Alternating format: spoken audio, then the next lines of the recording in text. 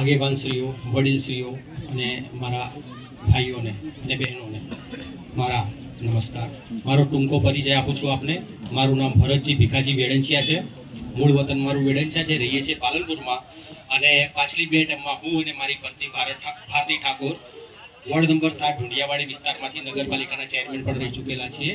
અને સાથે સાથે મારી સેવાઓ વિશે થોડો પરિચય આપીશ, જેનાથી તમને અને આપની આજુબાજુમાં રહેતા ગુજરાતના કોઈ પણ ખૂણામાં રહેતા કોઈ પણ આપણા સમાજના વ્યક્તિને કે બીજા કોઈ પણ સમાજના વ્યક્તિને કોઈ પણ મદદની જરૂર હોય તો એ મદદ માટે તમે એમને સૂચિત કરશો તો આખા ગુજરાતમાં કોઈ પણ જગ્યાએ હું એમને મારી શક્તિ પ્રમાણે એમને મદદ કરી શકીશ.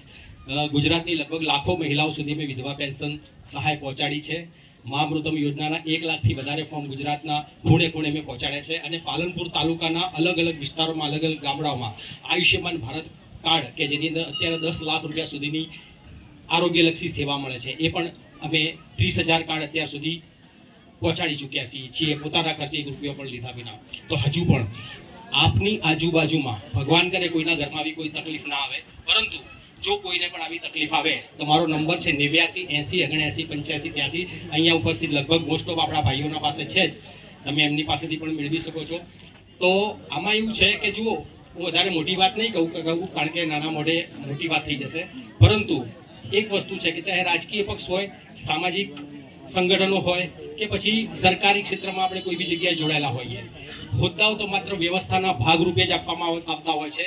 ઓવરઓલ આપણે બધા સમાજના સેવકો જ છીએ, તો પોતાની શક્તિ અને ભક્તિ મુજબ જેટલી પણ સેવા થતી હોય એટલી કરવા મારી આપ સૌને નમ્ર વિનંતી છે.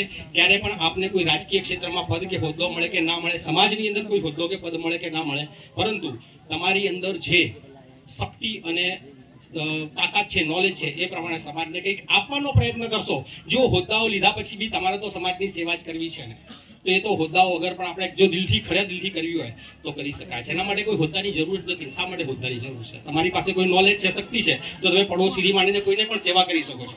એટલે સેવા કરવા માટે કોઈ હોદ્દાની જરૂર નથી. માટે તમારી જે કઈ શક્તિ હોય પ્રમાણે સમાજને સેવા કરશો તો પરમાત્મા ખુશ રહેશે અને તમારા સંતાનોને, આવનારી પેઢીને પણ સુખી રાખશે. બાકી લાલચના લીધે જે લોકોએ સેવાઓ આપવા માટે પ્રયત્ન કરો છે, અંદર તડજોડ તોડફોડ કરી છે, એ લોકોની પેઢીઓ પણ નાશ થઈ ગઈ છે, એવું તમે ત્યાં જોયું હશે. તો પ્લીઝ મારી આપ સૌને નમ્ર રિક્વેસ્ટ છે કે મારો કોન્ટેક્ટ નંબર મેં તમને આપ્યો છે. ક્યારે પણ કોઈ, હા બીજી વસ્તુ કહું, મારી પોતાની અહીંયા પાલનપુરની ડોક્ટર હાઉસમાં એક લેબોરેટરી પણ ચાલે છે, સૂર્યવંશી ગ્રીન લાઇન લેબોરેટરી. અને જનરલી એની અંદર અમે ઘણા બધા ડોક્ટરો સાથે કનેક્ટેડ છીએ. તો એમાં કોઈ પણ જાતના ઓપરેશન કરાવવા હોય તો તમારો સંપર્ક કરજો.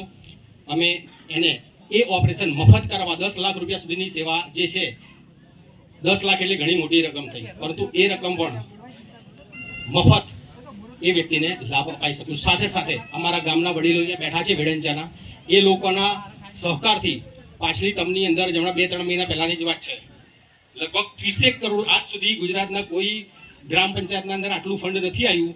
30 કરોડ રૂપિયા સુધીની ગ્રાન્ટો મંજૂર કરાઈ છે અમે ધારાસભ્ય સાથે કનેક્ટેડ રહીને. અને એના માટે ગામના સરપંચ અને આ જે આગેવાનો બેઠા એ લોકોના સહકારથી આ શક્ય થઈ ચૂક્યું છે. આવેસણાથી વેડંચા જવાનું જે પેલો કોઝવે છે, લડબી નદીનું નાળું આવે છે, વરસાદ ફૂલ આવે ત્યારે તમને બધાને ખબર છે કે અવર જવર બંધ થઈ જતી હોય છે. વડીલશ્રીઓએ ખાલી એકવાર મને ધ્યાને દોર્યું હતું, એમને સાથે રાખી અને મેં ધારાસભ્યને રજૂઆત કરીને 9 કરોડ 80 લાખ રૂપિયાના ખર્ચે કોઝવે મંજૂર કરાવી નાખ્યું. તો આવા કામો બધા જ ગામોમાં કરાવી શકીએ છીએ. તમારા ગામની અંદર પણ કોઈ રોડ, રસ્તા, ભલે મારી પાસે કોઈ સરકારી રાજકીય હોદ્દો નથી કે સરકારી નોકરી નથી, પરંતુ ખાલી એકવાર જાણ કરજો.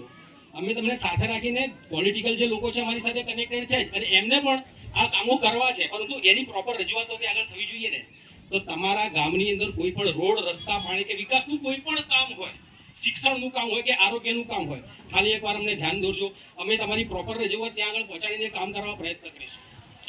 વધારે બોલાઈ ગયું હોય તો માફ કરજો. Thank you so much.